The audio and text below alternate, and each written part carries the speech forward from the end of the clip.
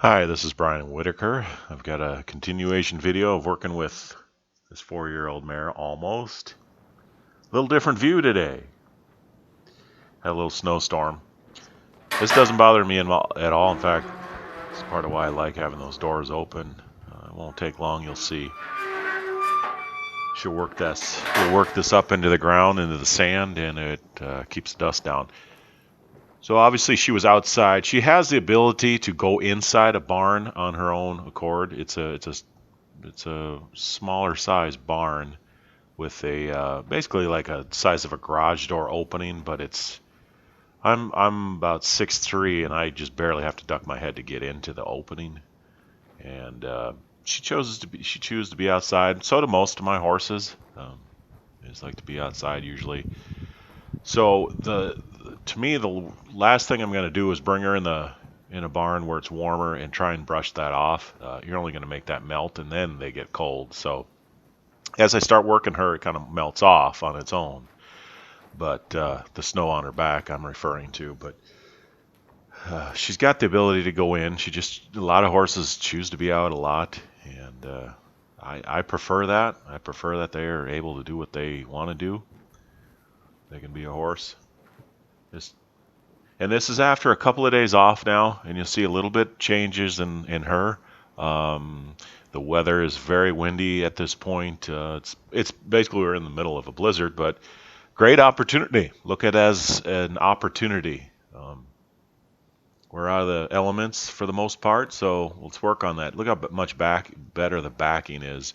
Still disjointed there, no, not quite. Still, and I'm noticing that. I'm aware that the backing, she's not backing in unison diagonally. She's disjointed yet, and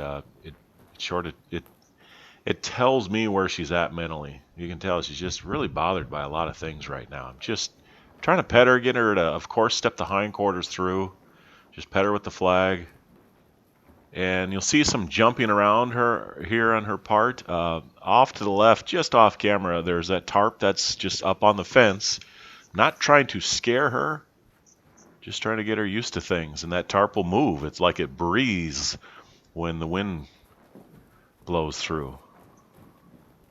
And that's why I work so hard on her, keeping her off of me, getting the hindquarters. You see that horse startled her a little bit. That's just life. That's going to happen. So I'm just trying to get her attention back, getting to the feet. She doesn't need to trot. I'm not looking for that. See, I'm just trying to get her bend here, get the hindquarters step through. You can see how I'm guiding that nose across to her hip. I'm not pulling on her. That's a hard thing to really describe. It's a feel thing. See, I'm petting her on the offside. I'm trying to get her to go. Nope, I'm trying to back here. There's a little unison there. As we go across, this might be blocked off, but I notice a little unison in the diagonal backing. Not bad. It's still got some work, and that's because she holds that pull. She's basically almost pulling me backward. She had a really hard time with her pull today. She was real locked up, which is no surprise to me because that's why she was so spooky. Because she was so tight right in there. And she's just edgy because maybe the weather, that happens. I've had some people say, well, that's no excuse, my horse. Well, it's not. The excuse would be it's windy, so I'm not going to work my horse today. But that is a reason why they're edgy. That's just how they are. Some more than others. That doesn't mean you allow them to, get by with things or take over or any of these things. But it helps to understand where they're coming from. They're a prey animal. Wolves like to eat when it's windy. Cougars, whatever. So you kind of have to allow some understanding there. Not an excuse, but you can see mine aren't bothered by it, but it's just she's inside again and she's just edgy. Again, if we use that as an excuse, I wouldn't work her, or I'd let her get by with it. I wouldn't do anything. I'd keep it, I'd just let her be and walk around in here. And this goes back to when I was talking about there's just trying to be careless with that flag without being aggressive towards her. Just saying, get used to that. It's not going to hurt you. It's not about you. This goes back to when we were talking about spooky horses make quiet. Sorry, I can't get that thing right. I'm glad I can't get that saying right. That spooky people make quiet horses. I'd like to see it be spooky with this horse right now. I'm not walking on eggshells. I'm being normal, but I'm also showing her that she can rely on me. I'm consistent. I'm the rock. She can lean on me in a figurative sense. She can trust me. There's a foundation here. If I'm going to go at her and just try to make her afraid, I'm going to lose her. I mean, literally, she's going to take off in the mind. And horses like this, it's going to take so long to try and get that back because every day I'm building this foundation of you can trust me. I'm not walking on eggshells, and you can see that. That's where I swat that flag earlier, not towards her. Just having my chinks and all that movement and all the the fringes there on the end. They can hear that. They can see it. And by the way, side note, this is the best way to keep warm is I haven't had these but more than 4 or 5 years, and I wish I would have had either Shaps or something like this so much earlier on. It's such a great way to keep warm. I used to bundle up so much. There's what I'm talking about. You can trust me, horse. That whatever reason you spooked, that's fine. Just bend the hindquarters. It's not me doing that. That's just life. So right now, I don't have to be spooky. Life is spooky enough. And you can see I'm just trying to get up where that pole is, but not bug her, not linger. But also, it's a fine line. It takes experience to figure that out. And then as I'm doing that, you can see how she arches that pole. And then see, she has nowhere to go at the feet, so she lunges up in the air. And that's why I'm always telling her, you can move the hindquarters. Move the hindquarters. You don't have to lunge. Move your hindquarters. That's what I'm doing with my lead rope, like there, tipping that nose towards me. There's times I have to bump, and there's a time in here where I bump from a 1 to 10, about a 10 on my dial because she's always trying to drag me off. And so I do it, and then she softens up where I won't have to do that again, hopefully forever to go to a 10, but whatever it takes, as light as possible, but whatever it takes. But you're always trying to get back light, soft. So if you stay on the 10 on your dial, you have issues. Or a little bit. There's a little bump saying, and you can see I'm bumping her nose into me there, kind of into her hip bone. See, I'm saying, move that hindquarters across. Quit trying to take off with me. Because imagine what she would do if you're on her now and you can't reach out that far with your reins. She'd get that head and neck straight like that, and off she goes, or she'd rear up on you. And I'm just trying to let her live with this just for a little bit, deal with it, and then I'll take it away. It's a real fine line. See, that shaking to me is so much better. I'll take that because eventually she'll quit shaking. But that arching that neck, all she's doing is making a big brace in there, and it's not good for her mentally and physically. But it's also something she needs to get through because I don't care how anything else is going at this point. Everything else is going pretty good. But I would have no reason to get on her right now because even if everything else checks out, but that up by that pole, I wouldn't get on because I never know what's going to make her react strongly and how she's going to react. Sometimes she rears, sometimes she bolts. And so maybe one day I just reach out, oh man, you did something real good, and I pet her on the neck, and instead of something a good thing, she thinks it's a bad thing, and she takes off, and fall off or takes off or falls, any number of things. She's just not ready. I could even reach out with my rein up by her head, and she might take that as some sort of threat and go back to reverting to this. So she's not ready. That's what she's telling me. You can see I'm not trying to bug her with it. I'm not trying to harass her with it. There, little bend. Now give me your feet. That's so much better. See, and then I take it away. Then I kind of bring it back up. Take it away. There she thought she had to leave. See, I'd rather take the shaking right now of her head. And truthfully, she gets in her own way. I don't want the flag really to go in front of her ears. I don't want that right now, or I should say in front of her eyes. Here's a good thing to note. She'll do this at times when I'm trying to lead her out of the pen. And right now, I don't need to add more pressure. I'm just going to let her wait. I'm telling her that I'm going to allow you to sort this through. And in a little bit, I'll just change my approach. I don't take the pressure off. You see, I'm just using the flag to say, remember, that means move your feet. Do anything right now other than what you're doing, horse. Try. So I'm just trying a different angle. But I don't take the pressure off until there. See, she takes the pressure off by coming forward.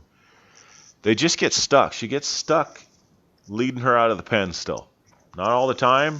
And then I'll just wait and her feet will come forward. Right now I'm helping her trailer load. I'm helping her cross a creek or go down the ditch or all these things because I'm putting that in her, that pulling on me, resisting. See, that's just careless with the flag. I'm not trying to scare her. But you see, it doesn't take much. I don't have to do much to be scary, so I'm not trying to. See, she gets stuck there. I'm just trying to get her to go forward again. And I'll work on this a little bit because that's very important. She's going to have to know how to go forward when we get on her. See, just no forward there. So the flag is the correction. Taking the slack out of the lead rope is the ask, is the cue, you could say. And if she doesn't make it, the flag is the correction. See, even there, just a brace in her front legs. I'm aware of it. And I'm just saying maybe if I approach this differently, maybe if I take my hand instead of the flag. And see, she's learned how to push the top of her head into me, kind of her jaw too. So I just say, if you do that, you're going to run into my elbow. Don't run into my elbow. A lot of avoidance. And again, a lot of this now is a bad habit she's learned. So it needs to be addressed, and I am. And you're not going to fix it all in a week, in a day. You might not fix it in a month. It might always be there a little bit. Tiny little bits might pop up here and there. But you lay a foundation for them to figure out what to do with that. See there, she just got stuck. Go forward. And now I'm insisting here. You can lead on that lead rope, that's fine, but then this flag's going to come in just like my leg would and say, move. Get forward. And I'm not going to beg and plead because that's going to make you a dull horse. This is kind of good here. She just barely brushed that wall, and that startled her. So I wouldn't hang in there so long where I think she was going to run backwards into that wall. But the way she felt, see, and then, I don't know, my dog moved or who knows, and she felt like she had to move. A lot of this is she's afraid, she's fearful of things behind her, especially going from the left eye to the right eye. And I really think that's related to the pull, where she's not real comfortable bending her neck or head in a way that she can just look back there, that she keeps everything stiff and rigid, and instead of moving her neck, she moves her hindquarters. And when they do that, actually she doesn't move her hindquarters, she moves her body. That's a bad way of putting it. She doesn't move her hindquarters like stepping through her. She just flips like a 2x4 flipping directions. She needs to express, like, I don't know what to do with that. Usually, if I rear up, I'm able to get away from that. That's what that says to me. See, this isn't working for me, so let me try moving my feet. I say, that's fine. Move your feet, move your hindquarters. But don't try to straighten your nose out and take off with me. Don't try to drag me. You can see how that rear, and she's like, oh, that wasn't working. Maybe if I rear pop up higher. No, that won't work either. It'll still be there. That's why in this case, I'm really not wanting to take that flag away from her. There's times where I might have to. If you totally lose your horse, you might have to take it away. Start over. But in this case, I want to just hang in there and say, yeah, that's not working for you, is it? When you rear up, that flag just goes with you. But she's probably gotten by with that for so many times over the years, and it doesn't take real long. Maybe a few times. There's my dial up. Say, quit pulling on me. That's what that feels like when you pull on me, horse. You're too strong to keep pulling on me. She goes, oh, You want me to bend my nose. And that's where I just said, listen, forget about that flag right now. Let's switch chapters here in the book. We're going to come back to that. But quit pulling on me. That's always rule number one. Because even there, even when I come to her head, she sort of leans into me. And it's a sudden jolt. So that's when I sometimes bump her away and said, I know you're bringing your head down, but I don't want you to kind of jolt into me. So there, when she got soft, I got soft. She got 10 on her dial trying to take off with me to pull that, get her neck straight, pull on me. I said, fine, forget about the flag. Let me bump you and then get that hindquarters. There's a better back, much better back, some softness. And then she gets bracy, but that's the way it goes. And I'm just kind of going with her here. I'm not necessarily trying to get her to step away, but I'm keeping her from trying to lean into me. I find that real effective, especially with horses that like to lean on you, rub on you when you take the halter or bridle off. I just push on them a little bit. That's why then it's never like a punishment, like hitting them. That doesn't work. It's not effective. Usually it's too late. It's way too late on being effective when a person tries to hit them because they're so fast. And it's not effective anyway. You just make them head shy. You just make them smarter the next time. So this way I say, if you lean on me, I'm just going to ask you to move away from me. So I'll do something with that. Now I'm just grabbing the flank, just doing different things. Just asking that hindquarters to step through. I don't have my flag, but it works with my lead rope. Changing it up. There, I like how she came forward there. She's not leaning at all, is she? I'll do this. I'll just go for a walk. Let's just go for a little walk, horse. This is all intentional. I mean, yeah, I had to go get that blanket, but it's also, see how I intentionally walked this way? Just, you remember how to come forward. Look how nice she is now. Completely different, even if it's for a moment. She is completely changed. And see how I soften? I'm not working on eggshells and not on my tippy toes, but I just soften.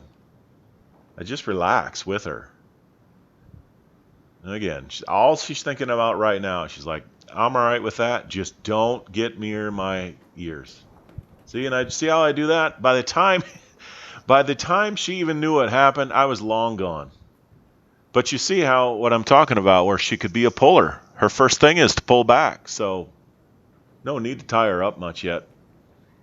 Got to get this sorted out. We're working on tying right now, tying to a post, trailer, whatever. I'm just using this like a brush, just petting her with it. See? Too late, horse. By the time you react, I'm gone. Now she's stuck again. See? And that's all related to the pole. When she gets bracy with the pole, there she came. And when you can get the hindquarters freed up, you'll start helping the pole too. Different, even though that she was bracy, look how different she is. She's softer, still a little jittery. She jumps. And that will help, trying to get that pole to soften, trying to get her to rotate the axis. Look at that. That was a little of everything. A little cutting horse move. That was me coming towards her, and then something that I think the tarp was moving with the gust of wind. So again, I don't have to do much. Like I just let her figure that out. Now I'm just saying, okay, get near that tarp and then walk through it. Remember how we did this, horse? So it's real important what you start with. I would have never started with that flag on that pole on top of her, between her ears. I wouldn't have never started with this blanket. I just started with the foundations we've been doing. That's groundwork, getting her to bend, getting her to go forward. A little bit of backing, but I won't start with the backing because she's already tight with that. Just bending, get me the hindquarters step through. And then as you progress, then we'll do different things. So I wouldn't have started with a rope around her flank, around her belly. It's so important how you start, and that's why it's important to kind of watch these videos in correct order. There's times where I won't hold that flag up by a horse that's afraid of it. But we're progressing here. We're advancing where she needs to kind of deal with that a little longer than what she's dealing with it. She's kind of dealing with it in her own terms, and that's okay for a little while. But I got to be able to do some things up there between the ears. And I'm just putting that, I'm not being real, not being forceful, but I'm not being real careful. I'm just throwing that up there like it's like they say, like it's grandma's horse. That's all I'm doing. But it's folded up so it's less threatening. I'm not trying to slap it on there, but it's soft. It's a wool light blanket. See. Let's see. I'm just gonna go back and forth with that. Yeah, see that popping up like that. You can imagine if your head's above that, what that might do with her banging into yours. It wouldn't be good. I know that. And that's true if you're on her. Some horses toss their head so bad that you feel like they're right in front of you. And if you're going to lean forward at all, they are going to hit you. So I might as well get it sorted out now.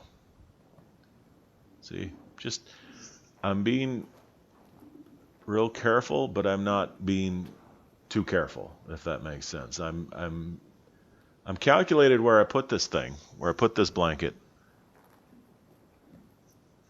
but I'm also being somewhat, I guess the word you could use is careless, only to get her through that.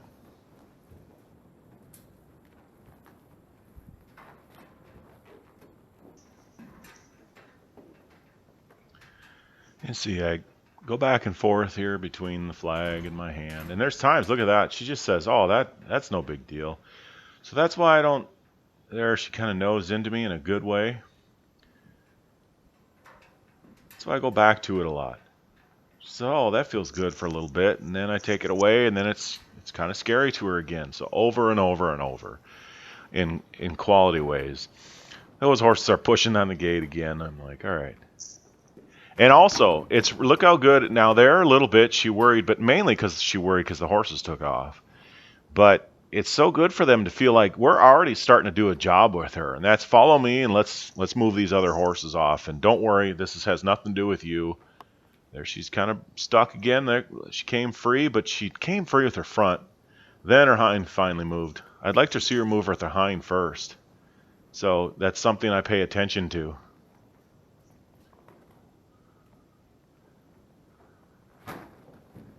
There, I'm saying move forward with my lead rope. She doesn't. So I say, I'm not going to beg you. Move forward. See? That's my leg saying move forward if I'm on her. So that should be there. See, that's the flag is a correction, so don't let me use the flag. If you just move your feet. Now I don't want you afraid of the flag, so I'm just going to pet you with it. And you don't end on the correction, okay? You would end on the reward. So I'm going to go back to that. It's cold. You can tell it's cold. It's a cold day here. Blizzard, but it's the way it goes. Still got to get stuff done. There. See, I'm trying to, there. I'm giving her time to sort that out, so I'm not trying to say, gotcha. I'm just trying to take the slack out, see? She jumps, but she jumped away, so let's just go back to petting her with the flag. No big deal. Don't make that a big deal. I don't need to act spooky, see? I don't need to act spooky. Just be that rock that they can depend on. See, I'm just tipping that nose, say, move that hindquarters out. There, that's better with the hindquarters. See that? You can see it now with this right hind leg with the white sock there, that it steps over in front of the, there. That was a perfect shot of it. That's when you're really getting to the hindquarters. You call it disengage. There's a jump. See when she jumps, how she kind of braces? There's a big lick. That's why I always work on getting the hindquarters to step through so that she isn't always in that jumping ready position. The ears back doesn't bother me at all. She's just making room for me to pet her. That's it. I'm not bothered by that. I'm trying to show here, get a close-up of trying to rotate this axis or twirl. And much like maybe, well, we're made differently, but say like us looking left and right, how there should be a smooth motion in your neck. You'll see how she kind of hangs up here. It gets stuck there, and she tilts. She's not straight. Her head's tilted. So I'm just waiting on that. And I'm not putting much pressure at all. I'm just stabilizing her. I just have a nice, steady, firm, but not bracy hands on her. And you can see that left leg. I recognize that brace and that left leg, but when she softens up, she might step up in that leg. She was almost ready to do it there. And I let her kind of stretch out.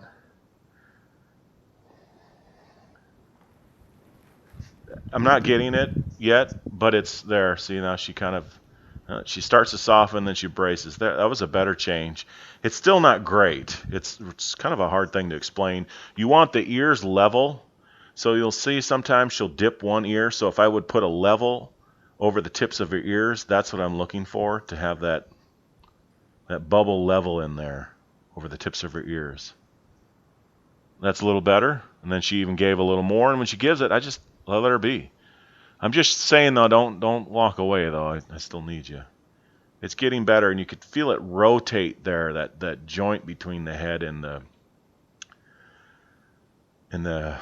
kind of the neck. There's a joint in there that I can't remember, but it's basically it's almost like a ball, a socket joint, and it should rotate. And that's, you really need that working for you when you get good posture, good collection, when you get nice roundness. It doesn't start there. It starts in the hindquarters for me, but I also need to teach her how to let that go when I'm working with her. That I'm not, she doesn't always have to get so bracy, so defensive when I'm around her head. See her stepping that hindquarters through? So much better. Now we're going to work on the backing just a little bit. Just changing it up. I'll come back to it. Don't have that diagonal working. So I'm just moving the hindquarters, just trying to just free her up. See that brace? Left and her front legs. See, I'm just saying, isn't that more comfortable with the leg underneath you?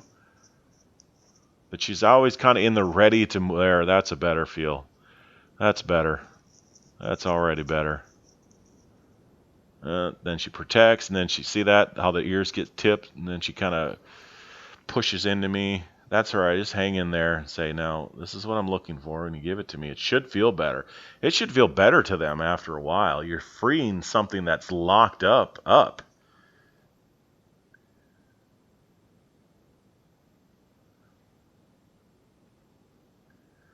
Just trying to move that back and forth. It's rather hard to explain. I'm I don't even want to say I'm pulling, but I'm steadying my hand on the bridge of her nose, and then the other hand is on her jaw, kind of. You're sort of pushing and pulling gently just to get a rotation, and you can't force it. You put a little bit in a bind for them to kind of seek a place out. See how she's like, yeah, okay, I like it, but then she tips her head into me. I don't love that yet. You can see that space I have from my head to hers. That's on purpose. Because at any point I know she could just throw that head up, and if I hit a spot, or she just, sometimes they do it when they kind of let go, and then all of a sudden they revert. It's that bad habit. Or it's also remembering stepping on that lead rope as a youngster. No, she has not forgotten that, I promise you. And she will never forget that. And that's why it's so important, with the youngsters. I get that question a lot, is what do I do with them? Try not to do too much. Get them gentle. Get them where they're not afraid of you, but don't do too much. And you can't in any one time. Just take your time. You got 20, 30 years. You got 20 years of good riding, I think, if you treat them right. Even more if you want to, but what's your hurry? I'm not saying wait forever, but as a weanling, as a yearling, what is your hurry? That's not, I mean, work with them in a quality way, but that's how I look at it, I guess. Some of the problems that were there when they were young just disappear when you just start working with them. And if you get just too worried about it, then you can create more problems. That's not to say you let them run all over you and bite you and anything like that, but that's better. When it feels good to me, then I release. And you'll see her stay there longer. It was a little curious. I didn't see a whole lot of licking and chewing, but I think she just was sort of almost stunned by this, like, oh, wow, this is, she went from just afraid to everything to standing here not worried about things.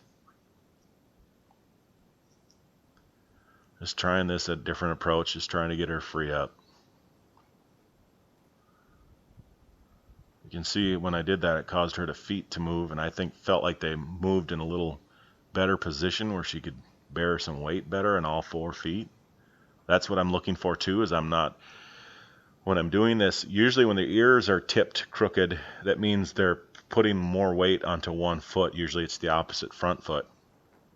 And I don't want that. They got 4 corners. I'd like him to disperse that a little more equally. I'd like her to learn how to unload her front and load it up on the hind. I'd like her to figure out how to sometimes unload the hind and, get them on the front and just tip backwards and forwards so she can learn how to do all these maneuvers. She knows how to do it on her own out in the pasture. They do it.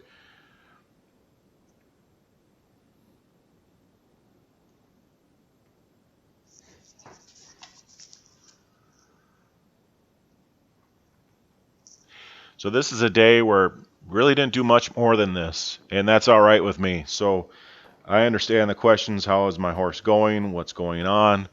And a lot of times it depends. I like that she came forward just for a bit, and then she says, well, what's this over here? That's all fine to me. That's good. I like that she freed her feet up there, because that's what I'm trying to work on. It all depends. That's usually the answer. This is what I'm working on. This is what they're good at. This is what needs some work. And at times it's good. Well, how are they on their leads? Well, it depends. But that is the actual answer. I get this one too. Been working with a horse for a few weeks. Well, do you think they could be a world champion barrel horse? You know what? Right now I'm just trying to work on getting your horse so they're not just freaked out about their pole and trying to get the hindquarters. I don't see anything in there right now. Why not? But really a good one is if you can learn to, I used to say lower your expectations, but I don't think that's a good way of putting it. I think you have to learn how to manage your expectations. You can have high hopes, but to expect the world right now it would just go against everything that you wouldn't see the small changes that your horse is giving you when you expect too much. Okay, so this is one of the reasons why I like these videos, and I appreciate the comments. Someone said when I was a few videos back when I was swinging the rope roping the horse, well, I didn't realize you had to duck your head. And I'm saying, no, you don't need to. In fact, that's a bad habit. I ducked my head a few times with her because I was swinging, and when she stopped to look at me, I just stopped what I was doing. So to do that, sometimes I had to duck my head. And maybe there's a little bit of bad habits. I think we all have them, of ducking my head on occasion. You don't want to duck your head when you swing the rope. It's okay to kind of lean forward just a little bit, but I'm trying to demonstrate that you shouldn't have to do that. Ideally, in a perfect world, I don't like roping this dummy on the skis. It's too high. You have to remember when you're on a horse, you're up higher. The angles are different. I'm lazy. I didn't want to take the thing off. So I'm kind of feeling like I'm roping a little higher. But really, this was just to demonstrate, if I showed you a bad habit, let me fix that immediately. So I appreciate any feedback. That you shouldn't have to duck your head. Hopefully that demonstrates it here. But in that case, when I was roping the horse and she stopped to look at me, I tried to stop swinging, and it kind of sometimes stopped mid-swing. And hey, sometimes bad habits will creep up, and thick jackets on, and winter clothes, and all these good excuses. I am a team roper, a former team roper, so I've got them. Show a little Houlihan shot there just for the fun of it. I'm trying to broaden my horizons when it comes to roping and do a little more real ranch style roping. Just a different angle for different, scenarios. I haven't done this in a long time, but I did a backwards swing or a backwards throw. I went to several years ago now, a Bob King ranch roping school, and it was awesome. I broadened my horizons with the horses so much, and with the roping, and I'm truly thankful for that. And I still remember a lot of good advice that was given. There's just a sidearm. I don't mind too much that the rope goes over the hole. This is a short little calf. I don't mind it. I mean, I kind of prefer it not because it's annoying, but this is a small little calf. So if I'm going to rope a bunch of little calves, I'm probably going to get that figured out a little better. But for now, it's fine. I tell people about that stuff is don't worry too much about that. You're catching the head. You can see now, see where I put the rope of the sled on the neck of the dummy? I did that on purpose. That's kind of where I look. That's my target. In fact, it's a little actually deeper towards us, towards the camera more yet. So I never look at the top of the head at all. There's a couple of times I can call them top notch it. I rope the top of the head. And that's maybe from looking too much at the top of the head. So interesting enough, never look at the head itself. I basically look at my target is where the body starts to meet the neck, just almost where that rope lays right now, the tow rope of the dummy. This is something you have to get used to when you rope, is managing your rope. It doesn't always get into a big old rat's nest like this, but it happens and you just work at it. This is where people get really frustrated. Well, it happens. You'd rather have this happen now on the ground than, horseback, but it happens then. You'd rather have it happen when you're not trying to dally and rope something. It's very dangerous. You'd like to keep your fingers and your arms and everything else. So manage your rope, managing your coils. That's a huge part of roping. It never goes away. You're just constantly adjusting and everything. So a lot of people think once they kind of do that once or twice, they're good to go. But it's a lifetime of roping. But hopefully that helps. I appreciate the feedback of, oh, I didn't realize you had to duck to rope. Well, geez, let me fix that bad habit or get that lined out real quick because you shouldn't. You might kind of lean forward sometimes doing certain shots, but I'm just trying to show the extent of my trick roping, which is kind of pathetic. But just also letting her absorb this. Now, I wouldn't do this at all with her tied up. I wouldn't want to make a puller out of her, but a horse that pulls back, tied up. And I've seen people do this, and they're not ready for it. And so I'm talking about kind of top notch that. That's from not having a steep enough angle, probably not looking deep enough in my target. So I'm just allowing her to be able to, like anything, move her feet. And I'm keeping an eye on her to see what she's doing. She feels like she's got to move sometimes. And now I'm just saying, don't get stuck in the corner. Don't feel like that's your corner is your friend and that's your pacifier. You can move out of these corners. See, I'm just saying, move out of that corner, staying far back enough where she kicked. I'm further, look at her, kind of peek at it. Say, oh, I'm brave. So I wouldn't ever tie a horse that would be this worrisome about the dummy or the rope or whatever, because that's a great way to make a otherwise curious horse afraid of something, and now you just taught him back to how to pull back. So eventually, yeah, they get him used to this. I'm just showing a different angle now, straight on angle. I like to get all that slack out when I rope. I'm just showing her, you don't have to go in that corner. You can move your feet. There you go. She peeks at it again, trying to be brave. This is all intentional too. Just trying to get her step through that way now. See where I put in my body position? Yeah, I'm getting my rope off, but I'm paying attention to her more than anything. And I learned that when I was roping, that sometimes your roping will suffer a little when you're roping on your horse for your horse. So, for example, when I was roping that horse, but I was trying to teach her something a few videos back, my roping suffered by ducking, but I didn't worry about it because I'll come back and I'll fix it. So hopefully that makes sense. There's times you have to sacrifice your own stuff, and when I I used to compete a lot in steer wrestling and tie down roping and heading and heeling, team roping. There was times where I would, that's the right word. You would sacrifice your roping just a little bit for the sake of your horse. Try to keep them in good mind and keep them freed up and keep them, they all had different things you were working on. And, there's times you definitely rope for yourself. And that's why it'd always be nice to have 2-3 different horses to rope on so that, you might not have to work on them as much about a certain thing. But they were always at the forefront for me. It was my horsemanship and my horse before the roping, because You know, you can kind of all be equal with your roping, but it's what really wins is the horsemanship, which is true of anything you do. So here I'm just showing catching her. I want her to face me a little bit. She could come up to me, that'd be great, but if she looks at me, I position myself in a spot where she's more apt to look at me. You can see how much better she's bending her neck and her head towards me. I would like to think just freeing that axis up a little bit. Axis, AXIS. Uh, Getting in a twirl like that a little bit has helped her. You can see a little avoidance there, and I just take my time. Don't get in a hurry. Don't get in a hurry with your agenda of I got to get this halter on you so I can do X, Y, and Z, so I can get you better at this stuff.